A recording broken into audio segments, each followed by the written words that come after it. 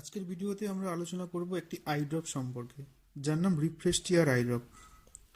Refresh tear eye ড্রপে কী কী ওষুধ ব্যবহার করা হয়, ডাক্তারবাবুরা কিসের জন্য আপনাকে এটি প্রেসক্রাইব করে, রিফ্রেশ টিয়ার আই ড্রপের সাইড এফেক্ট কী হয়, সেই বিষয়ে আজকে আমরা আলোচনা করব। তাহলে এই সম্বন্ধে জানতে হলে সম্পূর্ণ ভিডিওটি দেখুন।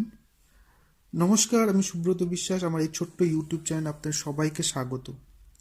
তাহলে চলুন শুরু করা যাক।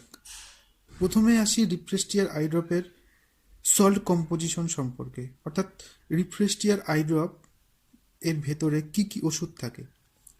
রিফ্রেশ টিয়ার আই ড্রপের ভেতরে থাকে কার্বক্সি মিথাইল সেলুলোজ। এবার এই কার্বক্সি মিথাইল সেলুলোজটা কি? এই কার্বক্সি মিথাইল সেলুলোজটা হচ্ছে এক প্রকার লুব্রিকেটিং এজেন্ট। এটি কি করে? এটি আমাদের চোখের লুব্রিকেটিং করতে কাজে লাগে।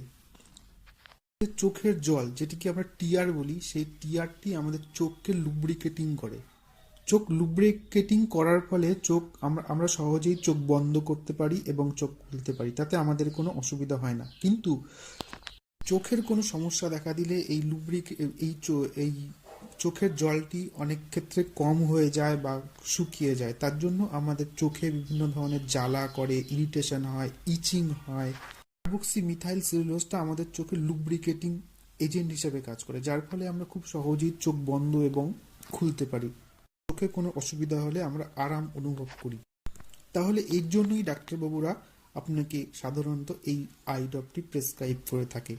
যেমন চোখ ফুলে যাওয়া, চোখের মধ্যে ইচিং হওয়া, চোখ ড্রাইনেস, চোখ লাল হয়ে যাওয়া, এই সমস্ত সাধারণ যে অসুবিধাগুলো থাকে, সেই অসুবিধাগুলোতে ডাক্তারবাবুরা এটিকে আপনার জন্য প্রেসক্রাইব করে থাকে। এবার আসি রিফ্রেশ টিয়ার আই ড্রপের সাইড এফেক্ট সম্পর্কে।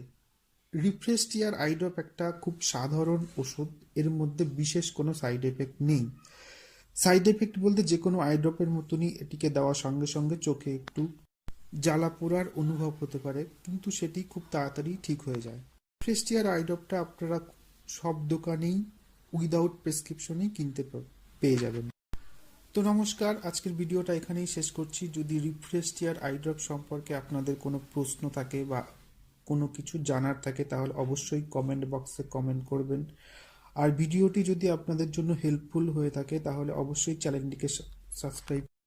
তো নমস্কার, দেখা হচ্ছে পরবর্তী ভিডিওতে।